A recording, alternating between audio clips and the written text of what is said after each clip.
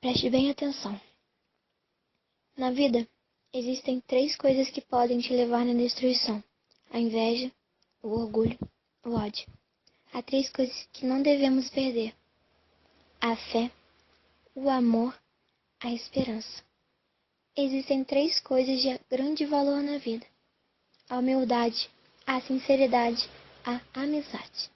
Existem 3 coisas que formam o nosso caráter: o respeito, o compromisso, os valores familiares. Existem 3 pessoas que te amam: o Pai, o Filho, o Espírito Santo. Faço a Deus 3 pedidos para ti: que te abençoe, que te guie e que te proteja. Veja só, a vida eterna é gratuita, a entrada na igreja é gratuita, o perdão de Cristo é gratuito, o amor de Deus é gratuito, o fôlego da vida é gratuito, a família é gratuita. Agora, os prazeres do mundo? O cigarro é pago, o álcool é pago, a entrada na balada é pago, a prostituição é pago, o poder desse mundo é pago.